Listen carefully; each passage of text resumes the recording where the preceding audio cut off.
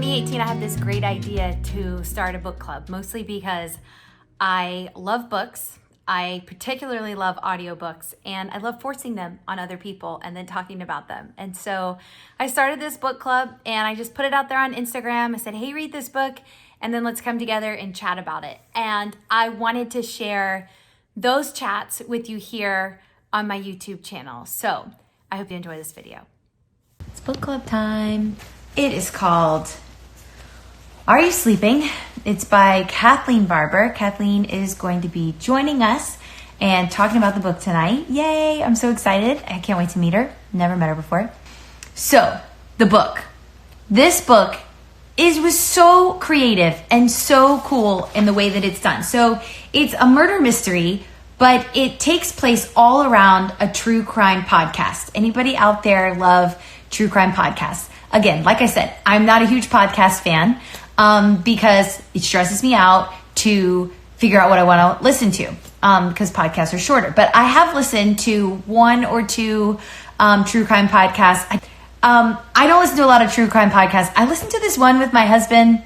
Guys, I'm so sorry. I can't even remember the name of it. But they're a huge thing and people love them. And so I started listening to this audiobook, and I actually thought, wait, is this a fiction book? Is this a nonfiction? Was this actually a true crime podcast and they're telling the story about it? And I was so, because in the audiobook, but I was so into this whole idea of the podcast, and it was so believable is what I'm trying to say, that I had to Google the book, Are You Sleeping? And Google the podcast and figure out, like, was this really a real murder or is this whole thing fiction? The whole thing is fiction, but it's so believable. And so I thought it was really creative the way that Kathleen really integrated technology into and social media into the story. I just thought it was super creative, and the whole podcast thing. Anyway, so we have this girl, Josie, and we basically find out that she has completely left her former life and started over in New York City. And she has a boyfriend named Caleb, but she hasn't really told him much about her past. They traveled in Africa. They settled down in New York City. And she's like restarted her entire life. And one day she's on the subway, and all of a sudden she starts hearing people talk about this podcast with the reporter, and her name is Poppy Parnell. I can't remember the name of the podcast, and I didn't put it down in my notes. Just let me know, guys. Tell me the name of the podcast. So Poppy Parnell is doing this podcast, and it kind of goes viral, and everybody's listening to this podcast, kind of like Serial. And so she starts listening to it, and she realizes that the podcast, the true crime podcast, is sort of like they're researching or investigating. That was the word I was looking for. They're investigating like a cold case, that a murder that had happened 10 years ago, reconsidered. Thank you, Ashley. So the podcast is called, lots of people are telling me, podcast is called, thank you, those of you who like my glasses, Warby Parker. The podcast is called Reconsidered. I have had about 20 people tell me that. And with Poppy Parnell. And so anyway, the girl Josie, she starts listening to this podcast, and she realizes that it is about her dad's murder. And somebody has already gone to prison for her dad's murder. And so then over the course of events, her mother passes away and she has to go home. Okay, correct me if I'm not getting this storyline right. I did read this book like a year ago, and I still remember that much about it. I loved it. So anyway, she has to go home, and she has to face her past, and she has to figure out what all is going on. And there are so many really cool themes throughout this book, and it's just super well done. So we find out, I'm just going to give you a run through of some of the main characters. We have Josie, who's obviously our main character. We have Caleb, who's her boyfriend. I wouldn't really call him a main character. Lainey is Josie's identical twin, and we meet her, and we find out that these two girls have been estranged, and we find out why. And also we find out that Lainey married Josie's high school sweetheart. A little drama there. Then you've got Aunt A, who raised Lainey and Josie, because after their father was killed, mom takes off. Ellen is Aunt A's daughter and the cousin. You've got the mom who left the girls and she joined a cult. And then you've got Warren, who was accused, the one accused of killing and convicted of killing her dad. And then Melanie is his mom. And then, of course, Poppy Parnell. How could I have forgotten her? She is the reporter. So this is our cast of characters. And are you guys ready to talk to Kathleen? Hello. Hi. How are you? Hear me? I'm good. How are you? Good. Thanks for chatting with us tonight. Yeah, thank you for having me. We're super excited. Everybody loved your book. And thank you. It's so amazing. So I'm going to jump right in. I've just got a couple of questions for you. I read that you are a former lawyer. So what I think is really cool is so many people say, oh, I'm going to write a book one day, but you actually did it. So how did you do it? How did you press through? How did you find this story within yourself? Were you working at the same time? Just like take us through a little bit of the journey of you putting this book together. Yeah, sure. So I have always wanted to write, just always. I've been writing basically since I was able to. I'm totally going to date myself here, but I used to drag this typewriter up onto my bed and I would sit there and I would write like Babysitter's Club fan fiction, basically. Okay. But then I kind of moved on. I started writing my own things. And so I actually started writing stories about the characters, about like Josie and her sister Lainey while I was in high school. So like in the mid 90s, like a million years ago. So I've really always wanted to write. I've been interested in their story for a long time. But like you said, I was an attorney and I was working at a large law firm in New York where, you just don't really have any spare time because you're working like all the time. Like I ate all 3 of my meals at my desk. Like I never saw my husband. It was, not really a tenable situation. But I kept trying to write because it was, it's kind of part of who I am. And so I always wanted to continue. But it was really hard. And so how long ago now? About 5 years ago in like 2014, my husband and I both quit our jobs and just went and traveled for a while.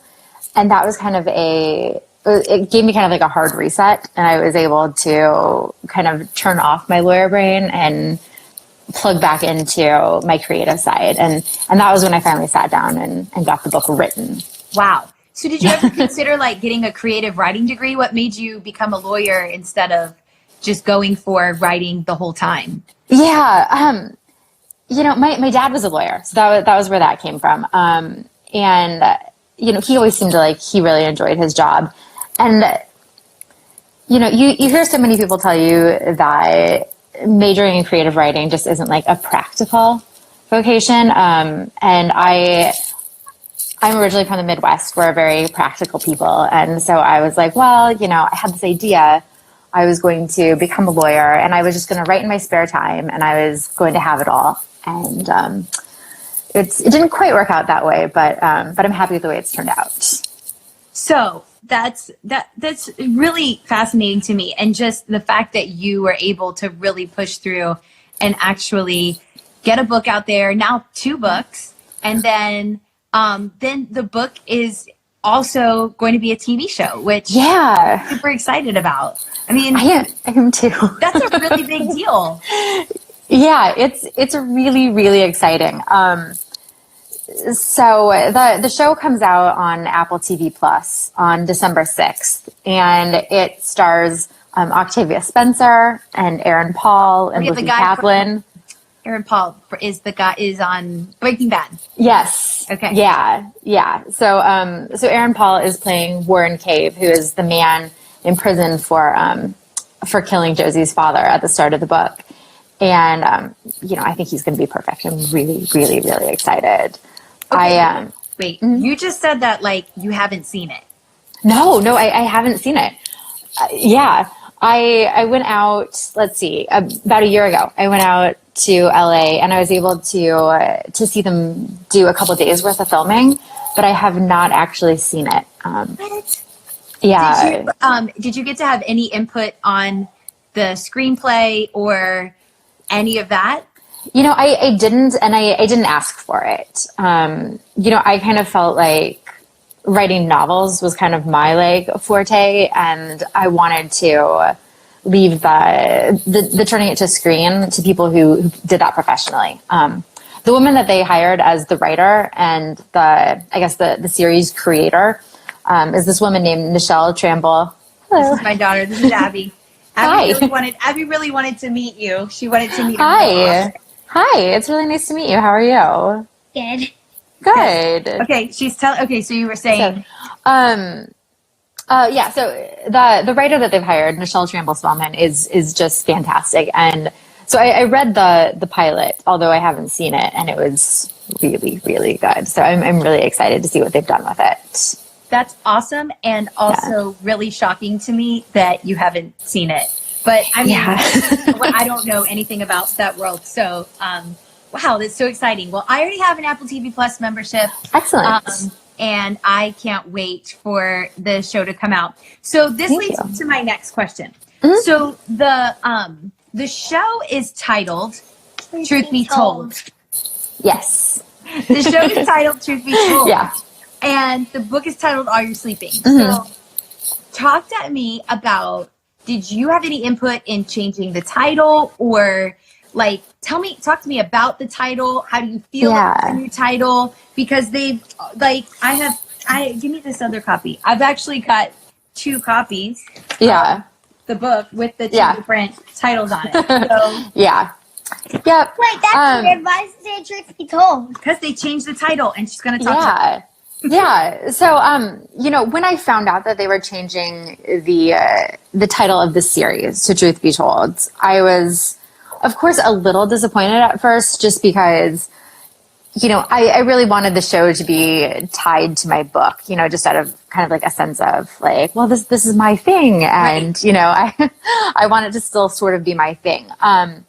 But at the same time, I knew that they were changing a lot about the show. So like the show is not just like the book from like start to finish. Like, I don't know if you've seen like Big Little Lies, but like the adaptation of that was pretty faithful to the book. And this is different. Then it kept going. That's right. Yeah. And this is different in the sense that, when I told the story, I told it through the perspective of Josie, who is my protagonist. And, for the television series, they've hired Octavia Spencer to play Poppy Parnell.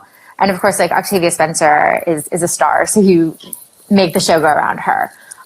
So the show is mainly going to be told from Poppy's perspective. So like so things are different. So it kind of made sense to me that they were changing the title because Are You Sleeping mainly kind of applied to Josie and how the podcast was robbing her of her sleep and that.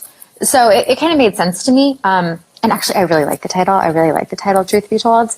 But then my publisher said that here's my copy, said that they were going to change the title of the book to go along with the show. So I feel good about it. I like the title. After we sell out of these copies that have the old cover art on them, they're going to release some that have Octavia Spencer on the front. So. Gotcha. Which most avid readers do not like the movie version. Of the book. Yeah, so, I know I never do. I don't either. I never ever buy a copy of the book that has the movie cover. I don't know. It feels like it's the same. Lots of people are agreeing with that. It's really funny. But okay, so also the cover changed because I read the Abby's squishing me out of my chair here. I read the yellow book. Did anybody else read? Yes, because my friend sent me. Lots of people are saying they read the yellow book. Yeah. So I have a big pile of them right here. Yeah. So how did that come about? Is this cover for the TV show, even though it has the original title, or no? So some books change their covers from the hardcover to the paperback. Not all of them do, but some of them do. The way that it kind of came about was that it's kind of that like this cover, which was like the hardcover, the yellow cover. They kind of thought that it was appealing to a different audience than the audience that buys paperback covers. So in general, the way that they tend to think about it is that people who are more interested in like literary fiction tend to buy hardbacks, and people who are more like involved in book clubs tend to buy paperbacks. And I mean, those are like huge, like gross generalizations, but that's just kind of like the way that they think. So they try to make these covers that are going to appeal to like these different demographics. So, so this one was the audiobook.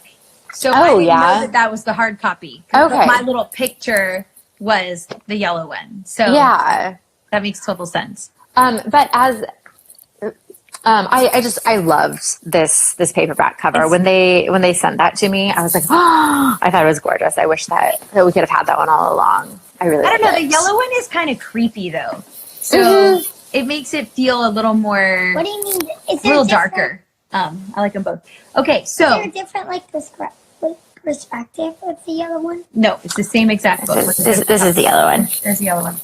So okay. Did you know the ending of the book before you started writing it, or how did you come to the ending? Did you know who the killer was all along? I think is what I'm trying to ask you. Yeah, I did. I knew pretty early on that was how I wanted it to end.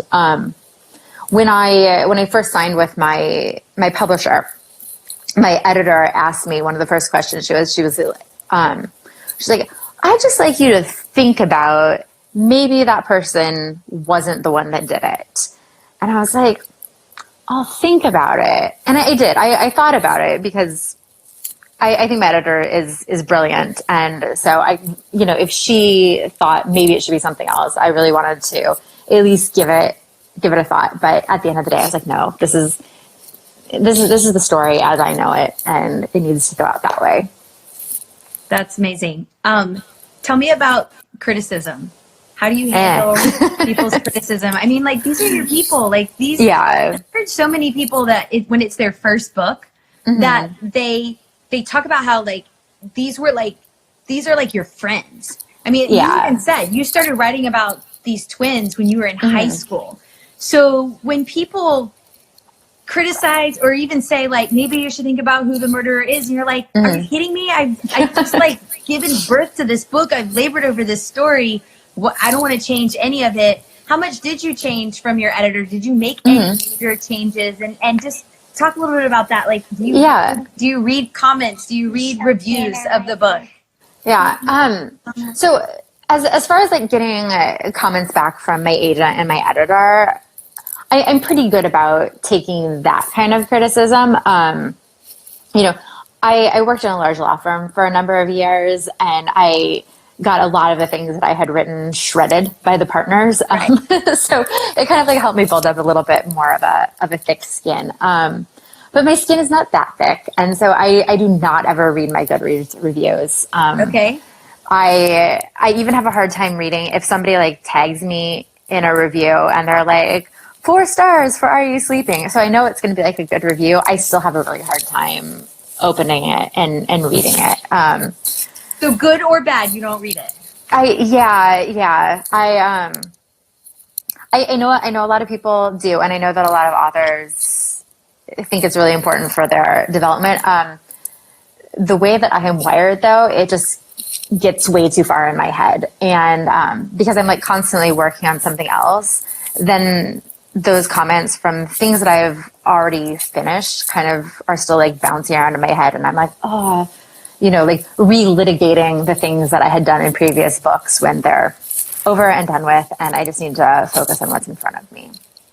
So my husband will read my Goodreads reviews, and he will read to me the ones that are really good and the ones that are really bad.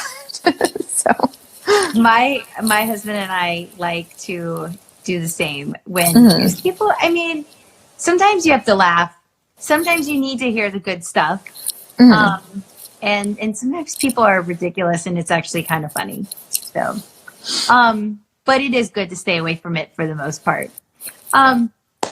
Okay. So it's like some quick, like generic reading questions. Do you have a book? I went through your Instagram, and you read primarily like thrillers, psychological thrillers, murder mysteries, whatever. I'm guessing that's your favorite genre. Yes. Do you have a book? Like, what is your,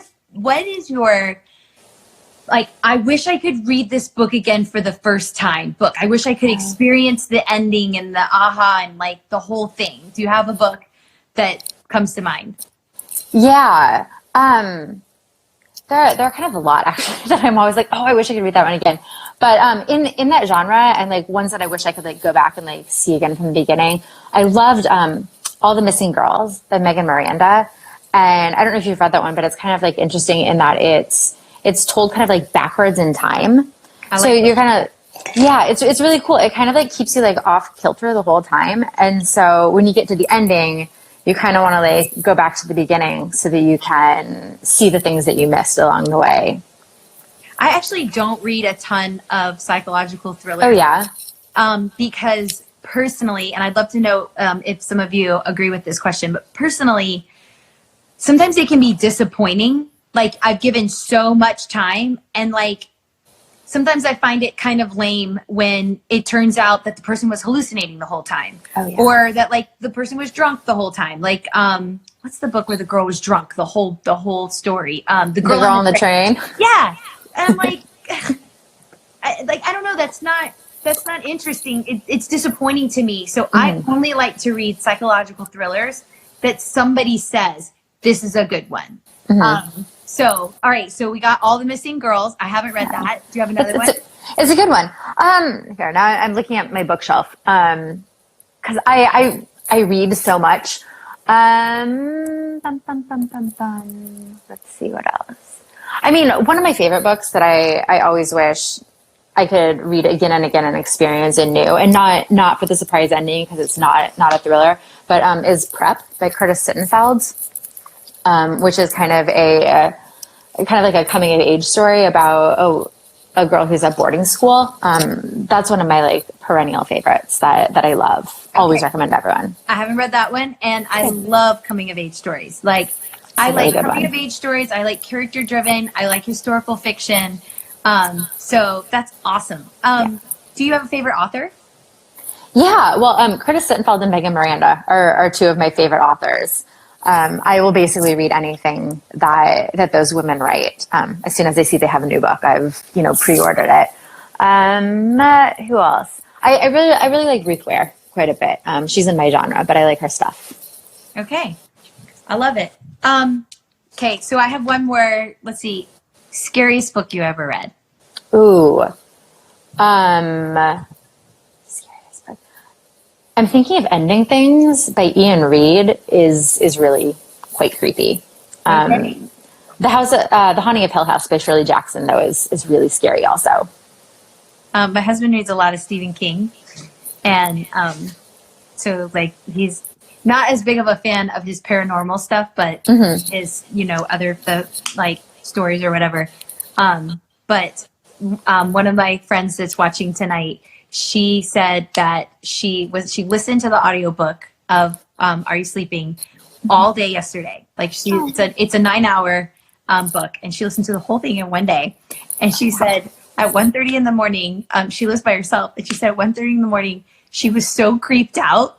Oh no. And like every sound was just totally freaking her out, because she just got like, the guy comes into the house at night and like all this stuff. And she's like, it wasn't even that scary, but it was 1:30 in the morning and all the sounds were bothering me. She's like, I get up and put on worship music. And so I thought you'd like to hear that. Everybody in the club, I don't know if you, I'm going to repost this on my what's it called, IGTV, and but people, they really loved your book. Okay, and thank you. It's been like sharing some really fun stuff, so I hope you can go through and read. Thank you. Yeah, absolutely. Well, thank you so much for joining tonight. Yeah, thank you so much for having me. It was really nice chatting with you. Coffee. I'm so excited to be able to give that away. So yeah, there it is with the new title, brand new as of today. So. I love it. Well, nice to meet you. Yeah, thank you. You too. Thank you. Thank you. Guys, that was so much fun. Thanks again to Kathleen Barber for joining us, and have a great night.